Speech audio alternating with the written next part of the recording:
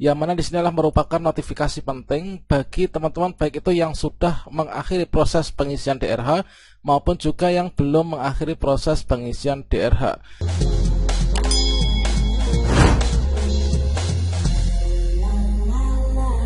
Baiklah sobat-sobatnya, perlu kami informasikan kembali bahwasannya di sini nanti untuk jadwal kita untuk melakukan pengisian DRH NI P3K dan juga pemberkasan secara paperless itu adalah nanti batas akhirnya itu tanggal 4 Mei tahun 2023. Pastikan teman-teman nanti maksimalnya tanggal 4 Mei 2023 ini sudah mengakhiri proses pengisian DRH ya. Dan juga bagi daerah yang mungkin saja sudah lengkap untuk pengakhiran proses pengisian DRH-nya mulai dari tanggal 28 April ini sudah dimulai untuk usul penetapan nomor induk P3K yang diajukan ke kantor regional BKN. Ya, mana di sini menjelang akhir dari proses pengisian DRH untuk teman-teman. Di sini terdapat 4 perubahan penting di akun SCASN dan juga link pengisian DRH bagi teman-teman yang belum mengakhiri proses pengisian DRH dan yang sudah mengakhiri proses pengisian DRH. Tentunya di sini baik itu bagi teman-teman yang mungkin sudah mengakhiri proses pengisian DRH dan juga yang belum, ini perlu mengetahui informasinya ya. Ya, mana di sini langsung saja yaitu untuk yang pertama yaitu bagi Bapak Ibu guru yang belum mengakhiri proses pengisian DRH. Tentunya mengapa sampai saat ini kita belum mengakhiri proses pengisian DRH? Mungkin saja masih terkendala ya, yaitu berkas-berkas atau syarat yang melibatkan instansi lain itu belum di tangan kita, sehingga kita harus menunggunya dulu untuk nantinya kita mengisikan data secara lengkap untuk mengakhiri proses pengisian DRH dan juga pemberkasan. Ya, mana untuk yang pertama yaitu bagi Bapak Ibu guru yang belum mengakhiri proses pengisian DRH.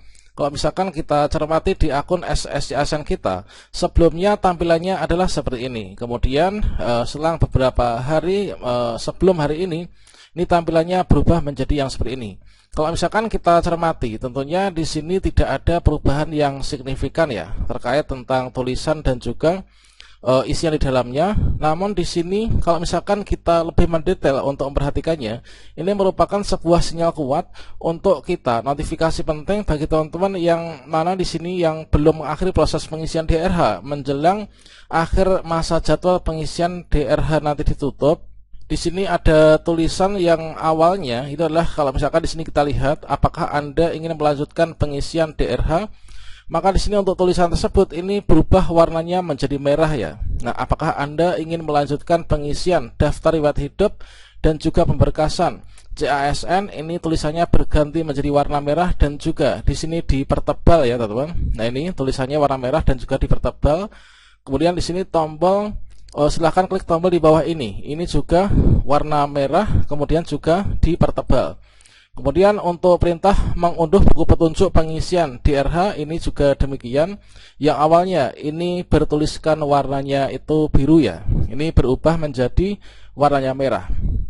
Kalau misalkan kita di sini mau membaca terkait tentang notifikasi inilah merupakan sebuah peringatan ya, sebuah peringatan dari Panselnas bahwasanya bagi teman-teman yang sampai saat ini belum mengisi DRH atau mungkin juga belum mengakhiri proses pengisian DRH, ini diminta untuk segera mengisi dan juga segera mengakhiri proses pengisian DRH. Tandanya di sini diberikan tulisannya tuh berganti warna merah dan juga tebal ya. Maka bagi teman-teman yang saat ini belum mengakhiri proses pengisian DRH, jika nanti dirasa semua isian dan juga berkasnya sudah lengkap, maka segera saja untuk disubmit ya, sebelum nanti waktunya itu habis.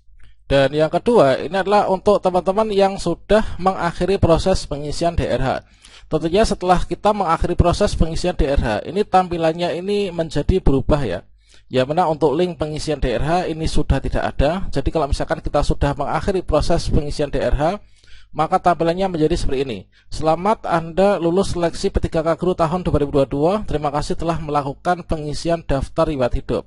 Sehingga di sini meskipun muncul link untuk kita melihat daftar riwayat hidup, ini adalah kita melihat isian atau uploadan berkas yang sudah kita upload sebelumnya.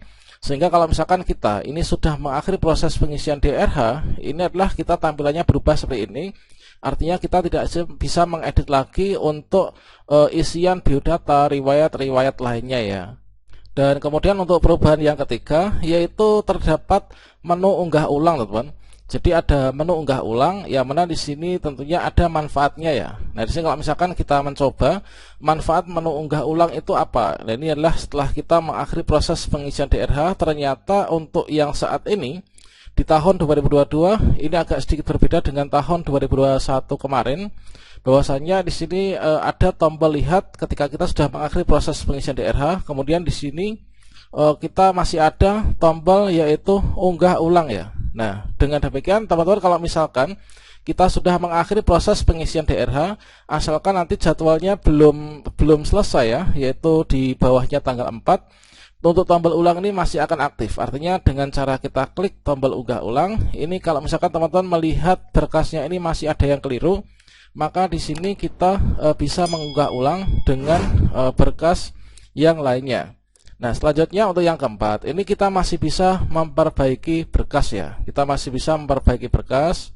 Ya benar, untuk perbaikan berkas yang dimaksud itu adalah kita bisa memperbaiki berkas yang kita unggah sebelumnya. Namun untuk isian riwayat itu kita sudah tidak bisa ya untuk mengubahnya, dikarenakan kita sudah mengakhiri proses pengisian DRH. Nah, di sini setelah kita coba, yaitu ketika misalkan saja ya, ini adalah untuk surat pernyataan 5 poin, ini ternyata saya lupa untuk bertanda tangan misalkan, atau materinya ini kurang pas misalkan, maka di sini kita bisa klik tombol unggah ulang ini untuk nantinya kita mengganti berkas. Setelah kita klik tombol unggah ulang, maka nanti akan diarahkan menuju ke galeri HP ataupun juga laptop kita. Kemudian di sini kita berkesempatan untuk mengunggah ulang kembali. Tentunya setelah di sini kita pantau untuk progres unggah ulangnya, berkasnya adalah 100%, maka nanti otomatis untuk berkas yang awalnya keliru atau mungkin saja tertukar, ini sudah berganti dengan berkas baru yang kita dengan memanfaatkan fitur tombol unggah ulang ini. Jadi dengan tombol unggah ulang, kalau misalkan teman-teman masih ada berkas yang dirasa kurang maksimal untuk performancenya dan kita mengharapkan untuk penggantian dengan yang lebih baik, ini kita bisa memanfaatkan fitur unggah ulang. Nah, kemudian pertanyaannya, sampai kapankah nanti tombol unggah ulang ini bisa ada di sini dan juga bisa kita manfaatkan? Nah, tentunya di sini kalau misalkan kita lihat kalender ya, hari ini adalah masih di tanggal 1. Nah, ini nanti untuk pengisian DRH itulah maksimal nanti tanggal 4 Mei 2023. Tentunya untuk tombol atau fitur unggah ulang ini nanti masih akan tetap bisa digunakan sampai dengan di tanggal ini ya. Nah, setelah nanti tanggal 5, tanggal 6 dan seterusnya, nanti kita sudah nggak bisa untuk mengganti berkas dengan memanfaatkan fitur tombol unggah ulang ini. Nah, kira-kira itu adalah untuk 4 perubahan yang perlu kita ketahui dan kita marilah dimanfaatkan ya untuk memaksimalkan pemberkasan kita. Semoga nanti untuk SKP3K ini segera cepat turun ya.